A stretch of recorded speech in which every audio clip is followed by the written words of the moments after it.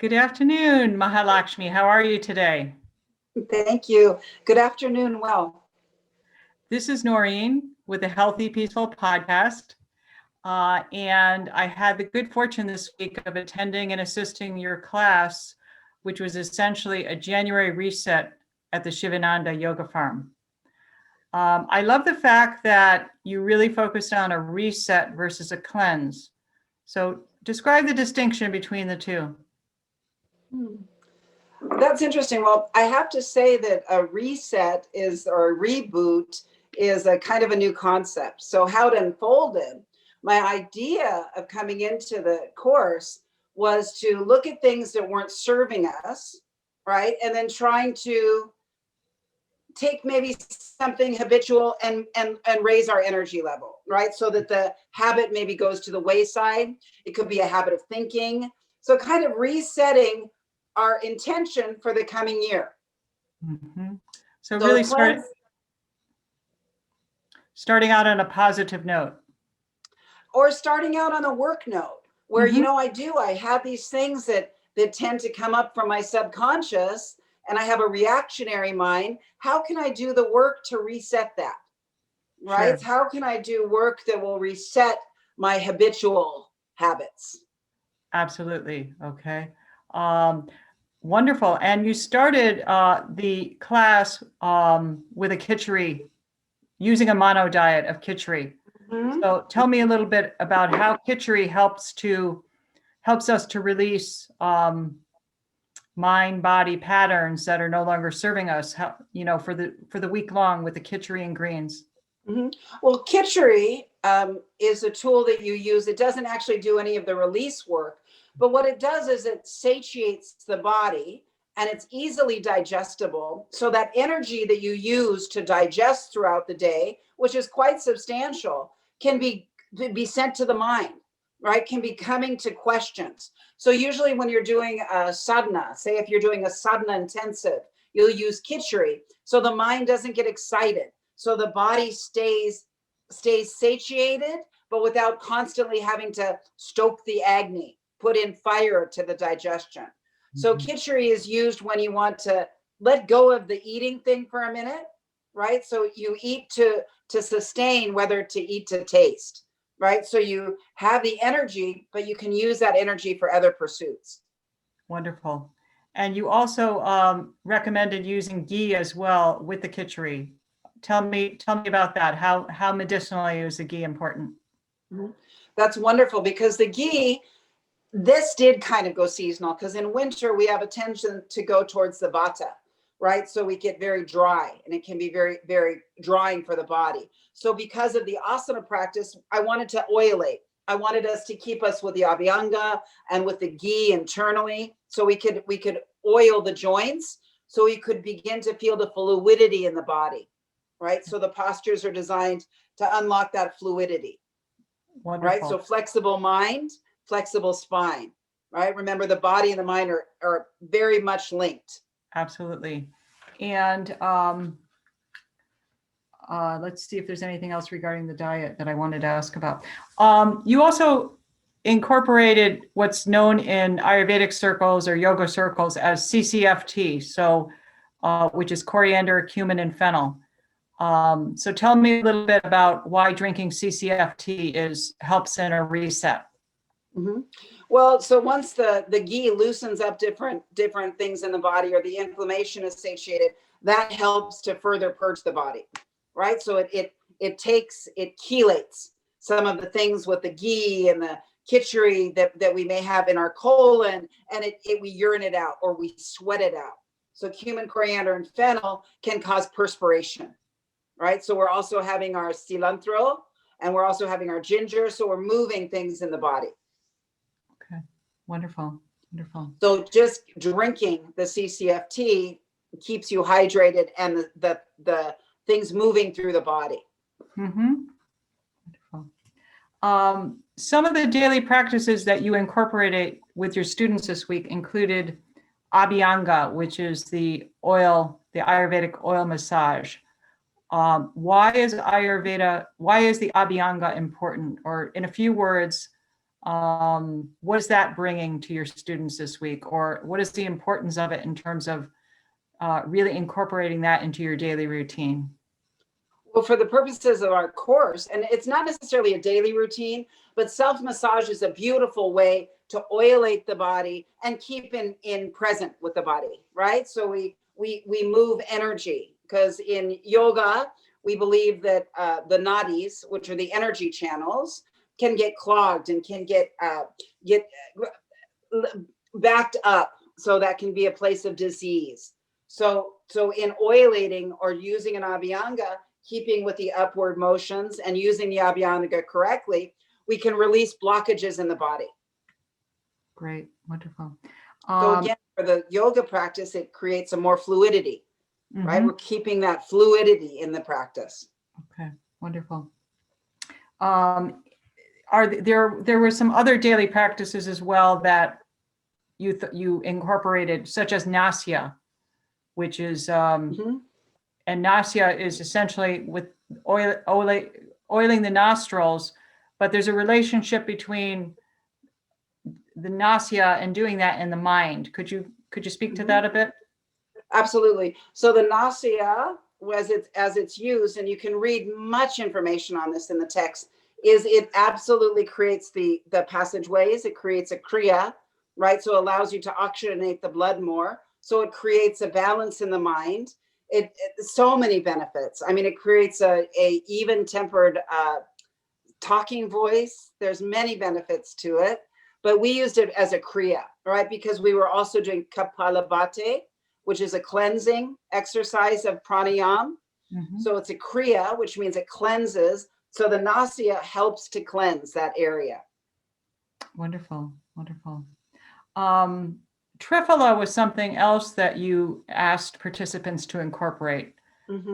Tell me a little bit about Triphala and why Triphala is tridoshic, and it's balancing for the digestion. So it absolutely helps to keep the digestion at optimal. It cleanses out. So it usually takes 3 to 5 days to begin to work. So when the participants sign up, I ask that they go on to their Triphala, which is 500 milligrams after each meal, and it helps to keep the bowels regular. Okay. So after they finish their 1 week reset, they could continue with Triphala on a daily basis. Absolutely. Absolutely. Definitely. Okay. Wonderful. You talked about the niyamas and the yamas. So tell me why, first of all, tell me what they are and briefly, and why they're important. It's observances, so things that we bring into our practice and things that we abstain from, right? So we gently abstain from. So we talked about the observances and the things we abstain because we brought in a meditation practice. So we begin to work with the ethics of yoga, right? So the ethics of yoga tell us certain observances. They tell us certain things that we should avoid: satya, truthfulness. We should have purity, cleanliness. So many things that help a yogi to clear the mind. So when we sit for meditation, we're not worried about, stealing or theft, or right. We address it. And it's not to say that if you're doing these things now that you can't practice yoga. We bring in the highlight and saying these things will help to facilitate a meditation practice. Okay. So when we do a reset, we need to slow down the mind, our reactionary mind, right? So in order to do that, we talk about the royal path, right? So we talk about Raja Yoga. Wonderful. Would it be correct to say that having a meditation practice without considering these ethical principles, the yamas and the niyamas, both the practices and the restraints, that it's important? These are the foundational elements to a meditation practice. Would that be correct? Yes, to mind control, to controlling the mind and the reactionary mind. Absolutely. So Raja Yoga is the yoga of mind, creating a mind that can be meditated, right? So instead of the concentration, we go to meditation. Mhm. So it's an ethics is a very important part of meditation. Okay, thank you. Okay. Hmm. You incorporated during the week many times some Ayurvedic principles, and in particular, you spent some time talking about times of day, the kapha time, the pitta time, the vata time. If I'm new to Ayurveda, why is it important for me to be aware of times of day and the sorts of activities that are appropriate for certain times of day? Well, when we're beginning to do a reset, we want to use the most subtle energies that we can. So if we have this is very basic information in Ayurveda. So it doesn't require a lot of study, but you would want to take your meditation time at a time that the universe is conducive to sitting, right? You want your study time at the time when the mind is engaged, right? So Pitta, 10 to 2. So just the rudimentary, the very beginning qualities of the dosha so that we can understand how to correctly begin our steady practice. Because of everything with yoga, the most important part is abhyasa, which is steady practice. And any foothold you can do that will allow you to get a little bit more ingrained and a little bit more into the practice, then it helps. So Ayurveda is a sister science to yoga. Sure. So the practices in Ayurveda assist the yogi. Okay, wonderful. I think actually it relates to the steady practice that you just described. You during the course you described that Swami Sivananda recommended little by little, which is essentially promoting steady practice. So I love that. Yeah. I love that, right? Because we always want to just jump in with both feet and change everything. But change is difficult, right? Yeah. Subconscious mind is very difficult to work with. So we need all of these little tools, these little, subtle energy tools that help us to build our practice. Sure. To get to our intention, whatever your intention is. Yeah, and I think that's a very hopeful way also of looking at your practice. Where you want to bring your life, that it really is that little by little incremental but steady practice that brings results. Right. Yeah. With the understanding that yoga is not on the mat. That's a very little part of yoga. It's a very little part of what yoga is and what yoga can do for your life. That, of course, can do things for the body, moves the energy body. But yoga is everywhere, throughout your day, through your choices that you're making throughout the day. Yeah, that's beautiful because especially in the US, I mean, it's shifting that people, once they get on the mat, they start exploring really the depth and the beauty of yoga. Absolutely.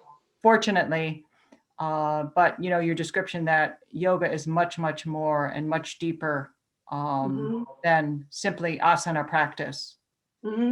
So, which is a good beginning. I mean, this is not absolutely asana. Absolutely. But when you sign up for a course, you start to learn the intricacies outside of the hatha yoga.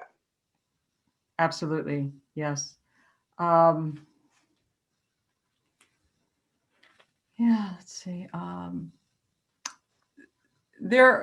During the week, every day, there was a asana practice, and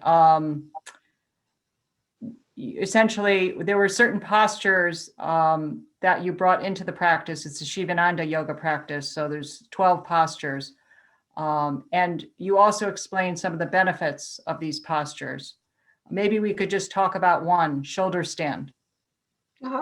Shoulder stand, that's wonderful. So shoulder stand, actually, if it's used properly and it's correctly gotten into, and you're taught how to get into it correctly, it's a panacea for elevating the mood, right? It also in the physical body recirculates the blood, right? So as you're into it, it actually can begin to change or open your mind to different beginnings, different perspectives. So it has a lot to do with with more the mental than the physical, but there's a lot of physicals as well. Of course. Yeah. Yeah. Thank you for that. That's, Yeah. it's a wonderful posture. And it pacifies vata. It works on the doshas, of course. Yeah. And pacifying vata is good in the wintertime. Yes. I love the fact that you incorporated yoga nidra. And I know that I participated in the yoga nidra and I felt deeply relaxed. So many people will confuse yoga nidra with yoga. But what is yoga nidra? Why is it important in doing a reset in January? Well, for this course, it was very important because we're doing healing, right? We're doing a lot of self-healing, which Ayurveda is the science of self-healing, but yoga also is a sister science to Ayurveda. So with the yoga nidra, I wanted to somehow begin to teach how we have to let go, right? Surrender, let go, right? Sometimes things don't necessarily happen in the way our mind had wanted them to, but we have to feel that release of letting go. You know, it might not be ideal, but I'm letting go. And then when you set intention, right? When you visualize that the body is energized and it's able to take suggestion very well. So I am, you know, my energy is amazingly balanced. Whatever sentence you want to put into the relaxed state takes a foothold, right? And germinates. So little by little, we erase the sometimes negative talk that we tell us, like, oh, I'm so stupid, or even casual things we say to ourselves. Oh, I'm not very motivated, right? And when you talk to students, their language is peppered with that. So anytime you can counteract that judge or that negative thinking is a great benefit to the healing of the body and the mind. Beautiful. So yoga nidra allows you to be receptive to change. Wonderful. You ended the course today, right before our interview, and without, you asked for questions, and there were a number of quite wonderful questions that you received from the students and participants. Is there anything that really touched you, finishing this 1 week reset together, you as the teacher or in relation to the students, that you're going to carry forward? I always am just in awe of students' ability to adapt so quickly to the yoga practices, right? Because it's not mainstream, some of these practices. It's like, can be a little bit off, like what I've never heard, but yet they're eager and they're willing to try, so they come in with the beginner's mind. And I love to see at the end of the week, it's like, how can we get more information? How can we continue? That beginner's mind, like I want to go to the next semester, right? Yeah. So I am always in awe of that. I'm always in awe of the human spirit and the resilience and that ability to take a magnifying glass and look at ourselves and make those natural shifts, shift just a little bit of energy. And I just love the enthusiasm. I love the enthusiasm. Yeah. Well, I think, the students were held in a safe space this week, and that's really important. And I, assisting and participating, I think it was amazing how things start to shift in the body, and really that does help with our mental outlook and the healing of our mind, body, spirit. So yeah. And there's that wonderful upliftment of, I'm doing this every day. I'm on this and I'm doing it and I'm thriving, and it's a beautiful place to be in. It's just, I wish that I could just hold them all and just take them to the next phase, right? Because it's such the propensity to move back a little bit and then forward, then back a little bit. Yeah. And maybe hold is the operative word. Since we're doing everything remotely via Zoom, it would be wonderful to hold in person. So thank you so much, Maha Lakshmi. You're so welcome. Appreciate you sharing about your course that you just completed, your 7-day January reset at the Sivananda Yoga Farm in Grass Valley, California. Have a wonderful day. Have a wonderful day. Thank you. Thank you.